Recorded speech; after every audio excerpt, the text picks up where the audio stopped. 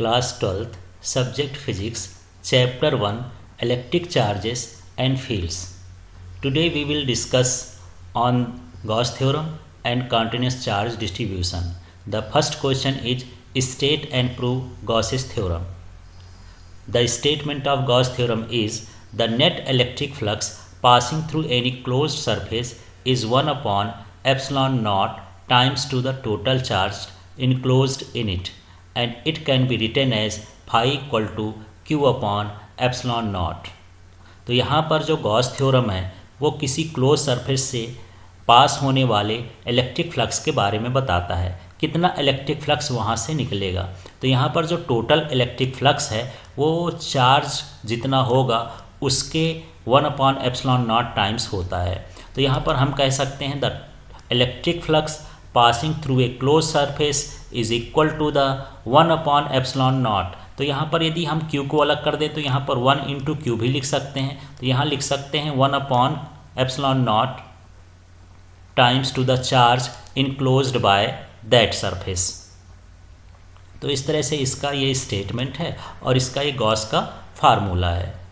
अब ये इस फार्मूले में जो भी सिंबल्स आए हैं उनके बारे में बता सकते हैं। ये जो फाई ई है इसको हम इलेक्ट्रिक फ्लक्स कहते हैं। क्यू है ये टोटल चार्ज जो है उस सरफेस पर प्रेजेंट हो, आप टोटल चार्ज सिंपली लिख सकते हैं। और जो एप्सिलॉन नॉट है वो परमिटिविटी ऑफ फ्री स्पेस है। अब इसके डेरिवेशन को समझते हैं, इसको प्रूव करके देखते हैं कि ये कैसा है स्टेटमेंट। तो सबसे पहले हम क्या करते हैं, यहाँ पर एक ओ पॉइंट है, ओ पॉइंट पर कोई एक प्लस क्यू चार्ज है और इस प्लस क्यू चार्ज से आर डिस्टेंस पर कोई पॉइंट क्या है, पी है। तो इस पी पर हमको सबसे पहले इलेक्ट्रिक फील्ड फाइंड करना है कि इलेक्ट्रिक फील्ड कितना होगा। तो प्रीवियस वीडियो में हम इलेक्ट्रिक फील्ड के फार्मूले को समझ चुके हैं। तो यहाँ पर जो इलेक्ट्रिक फील्ड का फार्मूला होता है ये होता है E equal to 1 upon 4 pi epsilon naught q upon r square. तो यहाँ पर हम इसको लिख देंगे let a point charge plus q. तो यहाँ पर ये पॉइंट चार्ज लिख देते हैं, ये क्या हो गया प्लस क्यू, आप फिगर में लिख सकते हैं। केप्ट एट पॉइंट ओ, और इसे पॉइंट ओ पर केप्ट किया गया, रखा गया है। There is a point P at distance r, यहाँ पर एक कोई पॉइंट है आर डिस्टेंस पर। तो यहाँ पर electric field intensity point P पर कैसी होगी, E equal to 1 upon 4 pi epsilon naught q upon r square. और इसका डायरेक्शन जो होगा वो OP होगा, क्योंकि यहाँ से जो प्लस क्यू चार्ज होता है उससे इलेक्ट्रिक फील्ड का डायरेक्शन होता है वो रेडियली आउटवर्ड होता है। तो यहाँ पर O से इसका डायरेक्शन कहाँ की ओर होगा, E की ओर होगा। तो इस तरह से यहाँ पर हमको सबसे पहले इलेक्ट्रिक फील्ड निकालना है। तो इस स्टेप आपको ध्यान रखना है कि एक बार हमको इलेक्ट्रिक फील्ड निकालना है फिर इलेक्ट्रिक फ्लक्स निकालना है। तो इस तरह से ये होगा। तो चलिए अब नेक्स्ट वाला इसमें थोड़ा समझते हैं और आगे। ए स्फीयर विथ सेंटर O, तो यहाँ पर ये सेंटर O हो गया एंड रेडियस R हो गया, is drawn which act as Gaussian surface. तो हम यहाँ पर ये P पॉइंट को ले करके, इसके सेंटर को ले करके और इसको रेडियस मान करके एक हम स्फीयर ड्रॉ करते हैं। ये गॉसियन सरफेस कहलाएगा, क्योंकि गॉस का थ्योरम तभी लग सकता है जब चार्ज उसके अंदर हो, किसी सरफेस के अंदर हो। तो जो सरफेस चार्ज को इनक्लोज करती है उसको हम गॉसियन सरफेस कहते हैं। तो यहाँ पर ये जो स्फीयर है सेंटर O का, रेडियस R का, वो किस तरह का सरफेस कहलाएगा, गॉसियन सरफेस कहलाएगा। The electric field is radially outward passing through it. अब यहाँ पर जो इलेक्ट्रिक फील्ड होगा वो यहाँ से रेडियली आउटवर्ड होगा।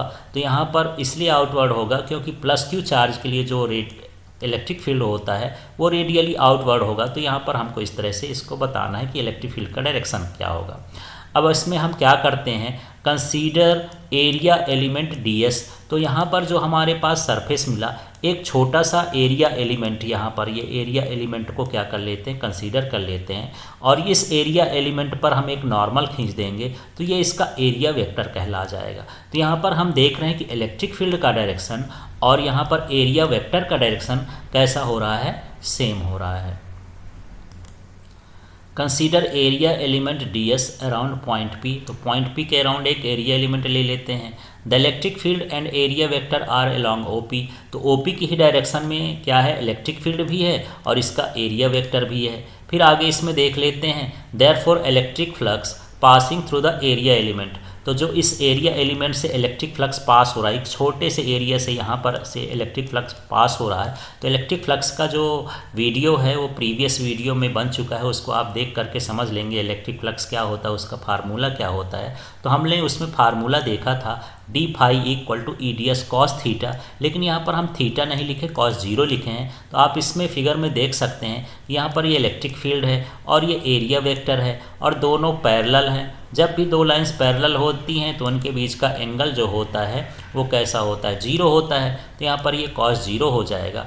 अब आगे स्टेप में देखते हैं कि यहाँ कॉस जीरो नीचे नहीं लिखें, क्योंकि कॉस जीरो की वैल्यू क्या हो जाती है, 1 हो जाती है। अब ये है ई, तो ई का जो वैल्यू है ये 1/4πε0 Q/r² है। इसको हम यहाँ पर शुरू में निकाल चुके हैं। यहाँ से आप ई की वैल्यू को उठा करके रख देंगे। देखिए ये ई की वैल्यू है और यही ई की वैल्यू यहाँ पर हमको लिख देना है इस तरह से। तो यहाँ पर ds है, इसके बाद जो बचा है ये ds हम लिख दिए हैं, cos जीरो की वैल्यू 1 हो गई है। तो इस तरह से एक फार्मूला बन जाएगा। यहाँ पर हम क्या कर दिए, by putting the value of e, जो e की वैल्यू आई है उसको यहाँ पर पुट कर दिए हैं। अब नेक्स्ट क्या है, total electric flux passing through the close surface. अब हमको टोटल इलेक्ट्रिक फ्लक्स निकालना है, क्योंकि ये जो इलेक्ट्रिक फ्लक्स निकला है ये छोटे से एरिया एलिमेंट के लिए लिखना है, इतने के लिए निकला है। अब ये पूरा स्फीयर है, ये पूरे स्फीयर से कितना इलेक्ट्रिक फ्लक्स निकलेगा उसको हमको कैलकुलेट करना है। तो यहाँ पर हम देख लेते हैं कि यहाँ पर जब हम टोटल इलेक्ट्रिक फ्लक्स निकालेंगे तो इसका इंटीग्रल करना पड़ेगा। तो यहाँ पर डी फाई का जब हम इंटीग्रल निकालेंगे, इंटीग्रेशन करेंगे, तो ये क्या हो जाएगा, फाई ई। तो ये जो डी फाई है ये स्मॉल इलेक्ट्रिक फ्लक्स को बताता है और ये किसको बताता है, टोटल इलेक्ट्रिक फ्लक्स को बता रहा है। इसके बाद ये वाली चीज़ हम यहाँ पर इसी तरह से ये पूरा का पूरा यहाँ पर उतार दिए हैं। अब यहाँ पर Q था तो Q भी है। अब क्या करना है, ये जो हमारे पास ds था यही टुकड़े में था, पार्ट्स में था, तो हम इसको क्या करेंगे, इंटीग्रेट करेंगे। इंटीग्रेट का मतलब एक तरह से एडिशन है, छोटी छोटी चीज़ों को जब हम जोड़ देते हैं, वेरी स्मॉल चीज़ को, तो हम उसको क्या बोलते हैं, इंटीग्रेशन बोलते हैं।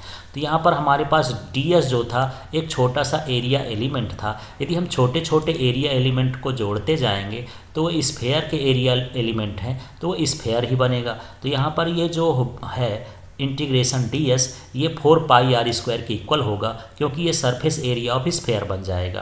तो यहाँ पर इसकी वैल्यू पुट कर देंगे 4πr²। इसके बाद हम देखते हैं कि इसमें जो कैंसिल आउट होगा ये 4π से कैंसिल आउट हो गया, r² से कैंसिल आउट हो गया। तो हमारे पास एक फार्मूला आ गया, फाई इक्वल टू Q/ε0, जो गॉस के स्टेटमेंट को बताता है। तो यहाँ पर ये है net electric flux passing through a close surface is equal to the 1/ε0 times to the charge enclosed by the surface. इस तरह से यहाँ पर फार्मूले से हम उसके स्टेटमेंट को भी डिफाइन कर सकते हैं।